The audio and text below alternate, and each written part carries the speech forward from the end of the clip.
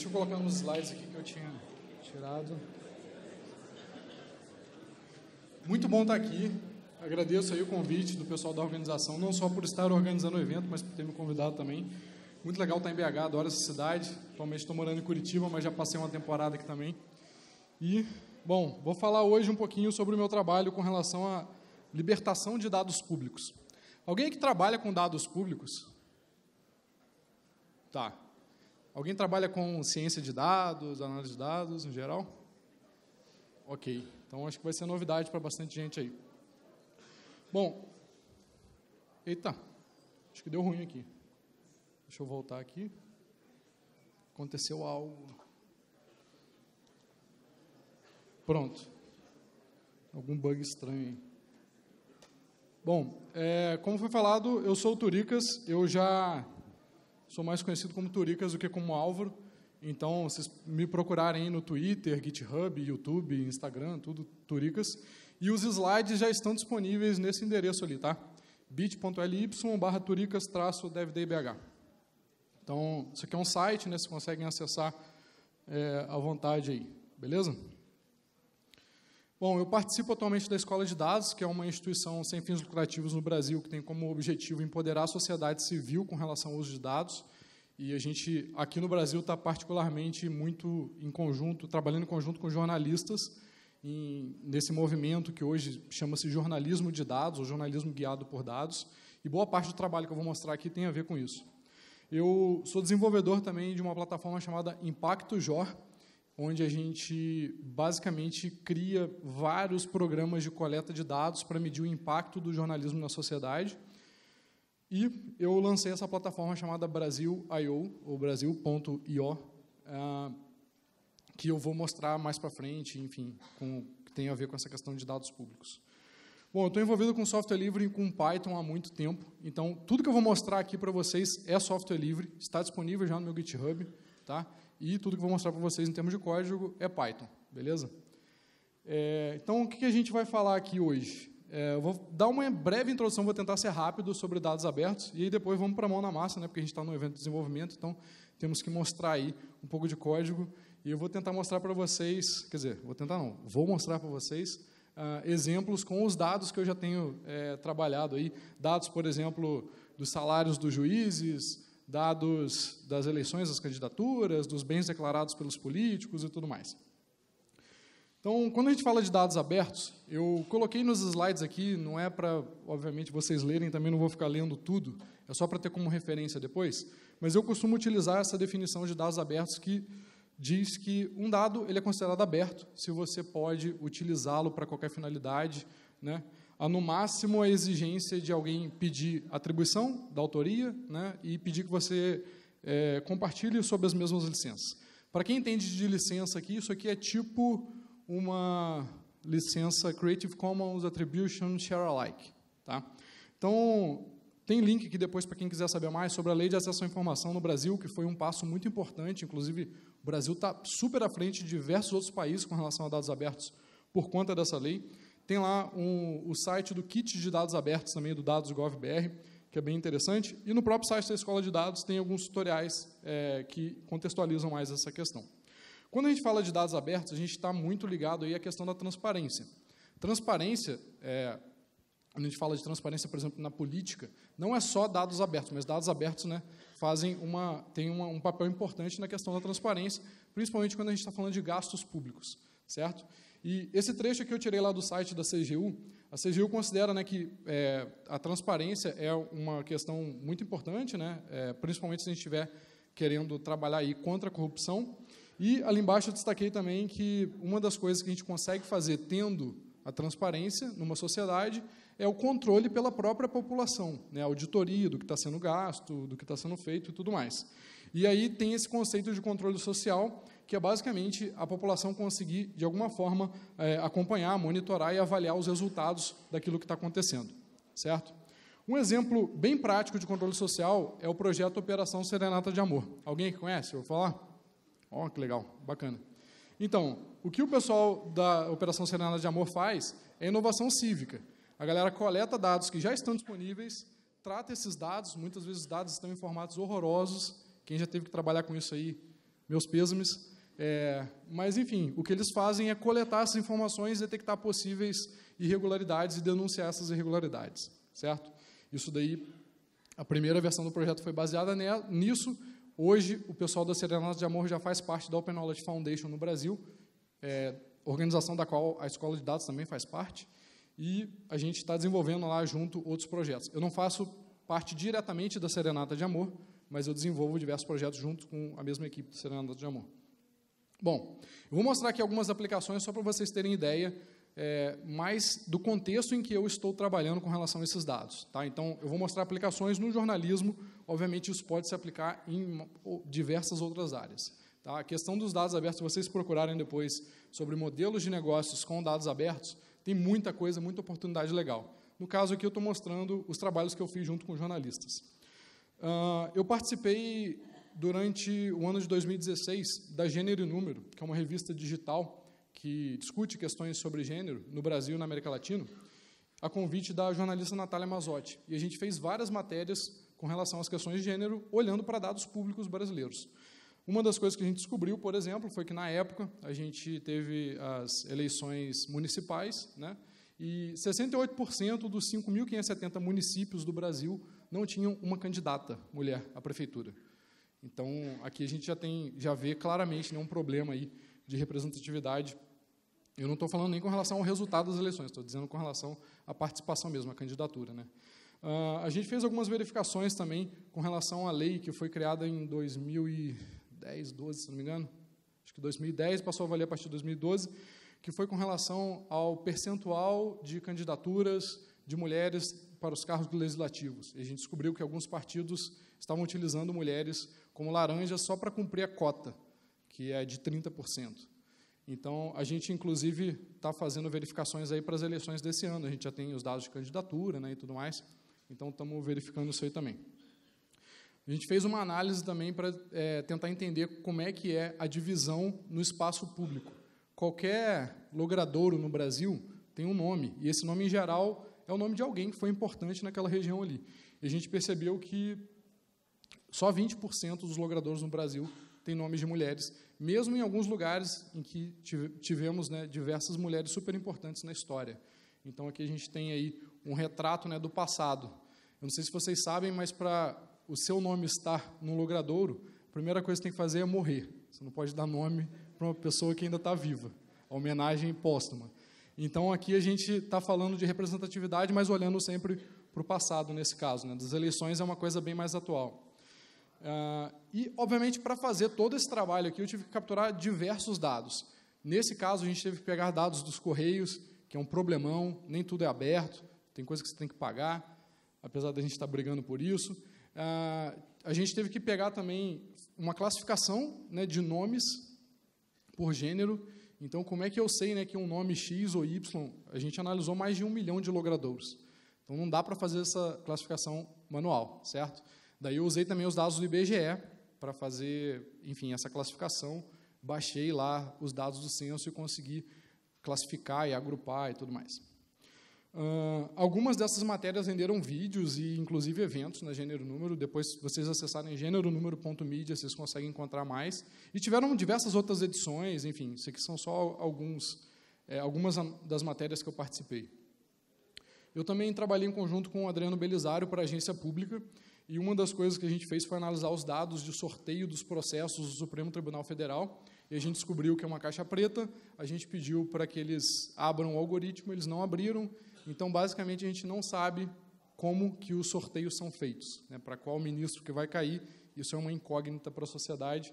E, obviamente, isso, na minha visão, é um problema para a democracia, dado que, dependendo do ministro, ele pode favorecer ou não quem está sendo julgado, né? Essa questão está voltando agora. Essa matéria a gente publicou, deixa eu ver aqui, foi em janeiro desse ano. E está voltando agora porque o Supremo decidiu fazer uma auditoria nesse software, mas o software não é aberto. Enfim, tem um monte de treta aí, isso daí vai voltar. Provavelmente vocês vão ver notícias sobre essa questão aí de novo. Para fazer isso aqui, só para vocês terem ideia, né, tentando puxar para o lado da tecnologia, eu tive que coletar todos os processos do Supremo. Vocês acham que tem API? Não. Vocês acham que tem uma listagem bonitinha dos processos? Vocês acham que os dados são consistentes? Nem um pouco. Então, eu tive que criar um scraper que entra no site do Supremo, fica fazendo buscas loucamente para tentar pegar o maior número de processos possível e aí depois acessa a página de detalhes de cada processo. A gente analisou aqui em torno de 650 mil processos. Obviamente, não é só baixar, tem que fazer, né, o parsing dos HTMLs para extrair as informações dali e aí sim jogar no banco de dados para começar a fazer análise.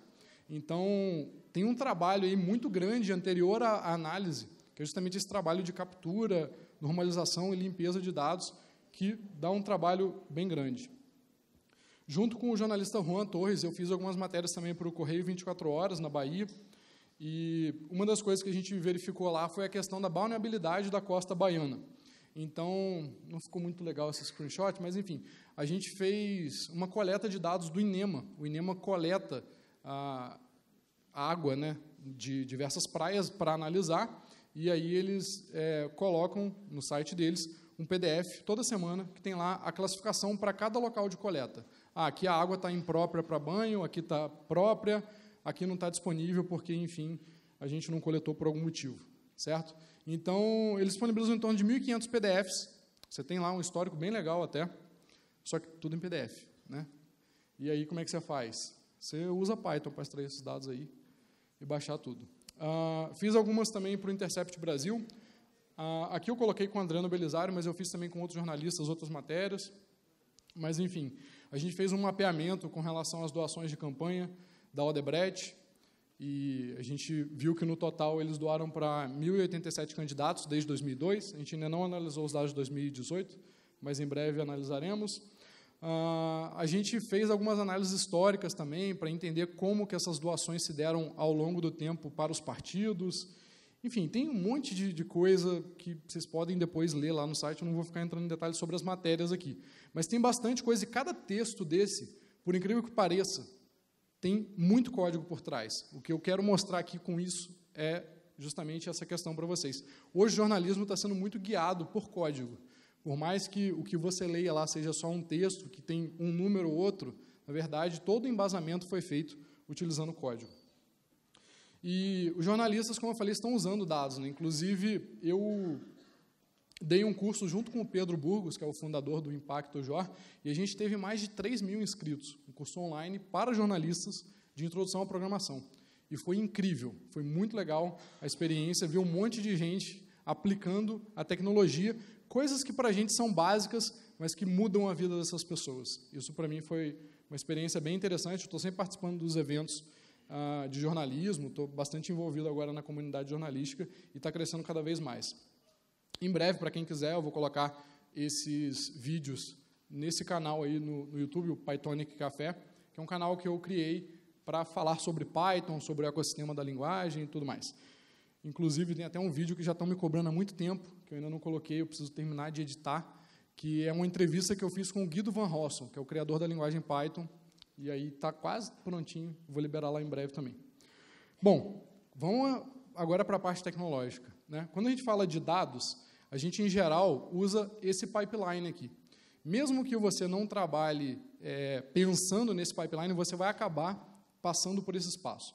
Então, tudo começa com uma pergunta, certo? Você faz alguma pergunta, você tenta responder essa pergunta utilizando os dados. Daí você tem que encontrar a fonte daqueles dados. Pode ser que esses dados não existam e você tenha que criá-los. Por exemplo, sei lá, uma pesquisa que você queira fazer com os seus usuários, né? Mas aqui a gente vai focar em dados públicos, então esses dados, em geral, estão disponíveis, certo? Quando não estão, a gente usa a lei de acesso à informação para fazer um pedido, espera alguns meses, e aí depois, se tudo der certo, a gente vai conseguir essa informação, certo? Um detalhe aqui nessa parte do encontre é o seguinte: nem todos os dados estão disponíveis do jeito que a gente gostaria, né? Muitos dados estão em formatos horrorosos e muitas vezes os dados estão incompletos. Então, alguém aí costuma, um monte de gente levantou a mão falando que conhece Cenários de Amor, mas alguém acompanha, quando a galera posta no blog e tudo mais, só para saber, acompanha Twitter e tal? Tá, bem menos.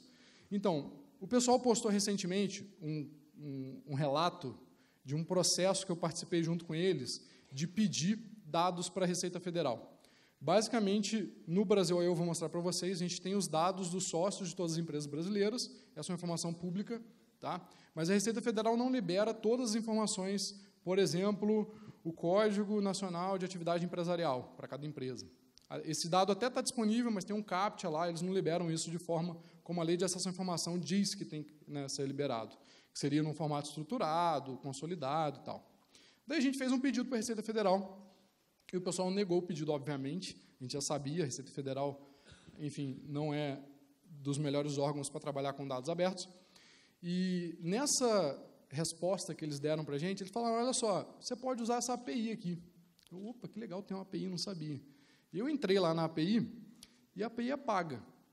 E para a gente fazer todas as consultas que a gente queria, que são para em torno de 9 milhões de empresas, a gente ia ter que pagar R$506 mil por mês. Tá? Então, assim, às vezes encontrar o dado é difícil, certo? Nesse caso, a gente tem duas alternativas. Ou continuar brigando com eles, na verdade, não são só duas, né? Tem várias, enfim. Não vamos às falsas dicotomias aqui. Mas, uma das alternativas seria continuar brigando com eles, né? Entrando com recurso, até chegar lá em cima, em algum momento a galera falar, peraí, Receita, que história é essa? Esse dado tem que estar público, né? E a gente está fazendo isso. Tem, inclusive, um advogado amigo nosso que está ajudando, o Bruno Morassuti.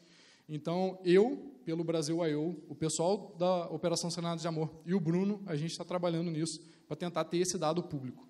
O outro caminho é fazer um programa para quebrar CAPTCHA, que vai demorar muito mais para rodar, enfim, vai ficar fazendo tipo um ataque denial of service no servidor deles, aí é problema deles, né? Mas, enfim, eles que decidiram não liberar um zip com tudo, né? Mas beleza, então, essa parte de encontrar os dados pode ser difícil, tá? Mas os dados que eu vou mostrar aqui não são assim tão complicados, eles já estão disponíveis e tal. Mas de vez em quando acontece uma treta dessa. Beleza, a parte de obter os dados pode ser trabalhosa também, porque muitas vezes os dados estão disponíveis, só que, por exemplo, tem milhares de arquivos espalhados, você tem que fazer download de todos eles, às vezes o servidor é lento pra caramba. Muitas vezes o servidor bloqueia um número X de conexões, né, por segundo, por minuto e tal, então você tem que ficar lidando com isso, essa parte também é bem chatinha. E tem uma outra parte que tem a ver com essa questão de obter os dados também, que muitas vezes esses dados até existem, mas, como eu falei no caso da Receita, não são estruturados. Recentemente eu fiz um pedido também de acesso à informação para o TSE, com relação às fotos dos candidatos. O TSE tem no site deles um sistema que divulga as candidaturas, e daí, entrando lá, você consegue ver a foto de cada candidato para esse ano, para 2016, 2014 e tal. Mas isso não está consolidado num lugar só. E aí a gente pediu, putz, a gente gostaria, essas fotos estão disponíveis, esse dado existe, a gente gostaria de baixar de uma vez só. E a gente pediu acesso às fotos, acesso aos programas de governo que eles têm também, e acesso aos PDFs de declaração de bens antes de 2006. Porque de 2006 para cá, eles têm um monte de arquivo CSV lá que tem os bens declarados de todos os candidatos. Antes de 2006, tem PDF com a foto da declaração dos bens. E a gente queria esses PDFs. Aí eles responderam assim, as fotos estão aqui, ó. Aí mandaram lá vários links, cada link, enfim, com arquivo num formato diferente e tal, mas isso aí é coisa que a gente tem que lidar mesmo. E a questão do programa de governo, falaram, esses dados aqui são muito grandes, e aí vocês vão ter que vir aqui trazer um HD para copiar essas informações. Eu falei, pô, beleza, eu não moro em Brasília, então quando eu estiver aí por algum motivo, eu passo aí, tomo um café com vocês e copio os dados. Enfim, então obter os dados pode ser difícil, tá? Mas, novamente, eu vou focar aqui na questão de dados que já estão disponíveis e facilmente baixáveis, ok? A verificação dos dados é um passo muito importante. Muitas vezes os dados estão inconsistentes. Exemplo, Supremo Tribunal Federal. Você entra na página da listagem dos processos lá pela ata, e aí cada dia pode ter uma ou mais atas, você entra lá, tem todos os processos, e aí tem algumas informações do processo naquela listagem. Aí você clica na página do processo, tem informações que conflitam com as informações que estão na listagem.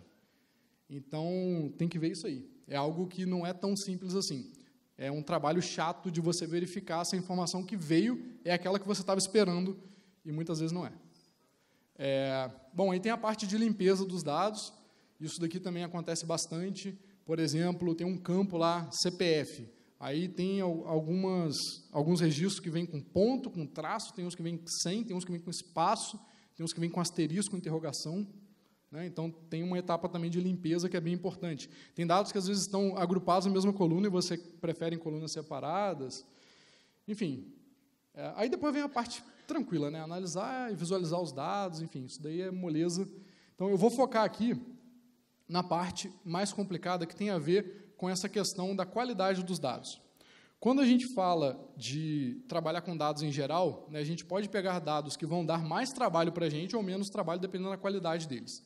Se vocês quiserem saber mais sobre isso, tem esse site aqui, que é o 5stardata.info, que ele classifica os dados com relação a essa qualidade. Aqui é uma classificação técnica. Tá? Então, só para deixar claro, essas 3 etapas são as etapas em que a gente mais perde tempo na análise de dados e são aquelas etapas que, em geral, ninguém quer fazer, certo? Tem estimativas aí de que em torno de 80%, 70% a 80% do tempo é feito nessas etapas aqui, é perdido, né, nessas etapas aqui. Eu costumo resumir com esses GIFs aqui. Obtenção, verificação e limpeza. E, tipo, é exatamente isso. Quem já trabalhou com esse tipo de dados sabe o que eu estou falando. Bom, eu tenho um conceito que eu costumo chamar de acessibilidade de dados. A qualidade técnica é uma coisa, beleza, mas quando a gente está falando de dado público, a gente tem uma questão que é a acessibilidade, que eu acho que é bem importante. Então, com relação à acessibilidade, um dos fatores é a qualidade técnica daquele dado, o formato em que ele está.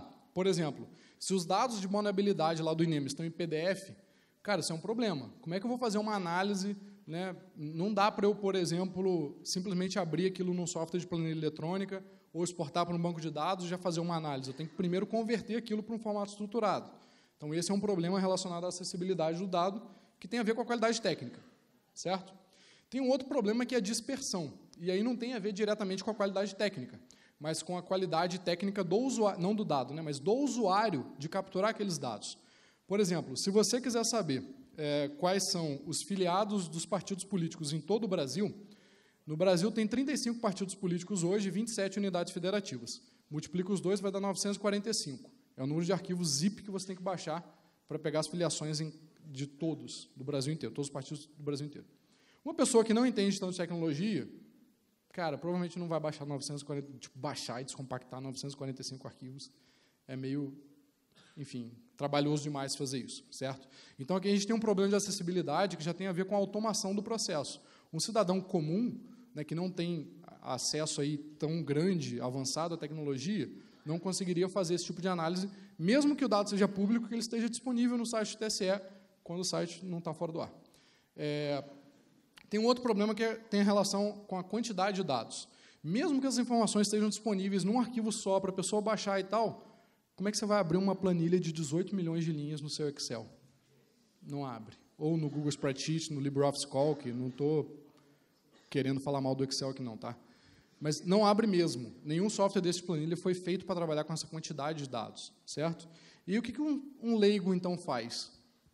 Ou ele vai contratar um programador ou não vai fazer nada, certo? Porque, tem um terceiro caminho, que é começar a aprender a usar um banco de dados, certo? Que provavelmente não é o caminho mais comum que as pessoas vão seguir. As pessoas que não fazem parte da área de tecnologia, né? Tem uma outra questão que tem a ver com o domínio do tema. Então, o exemplo que eu coloquei aqui é da unidade eleitoral. Lá no TSE tem uma coluna que é unidade eleitoral. Não tem município, não tem distrito, não tem bairro, tem unidade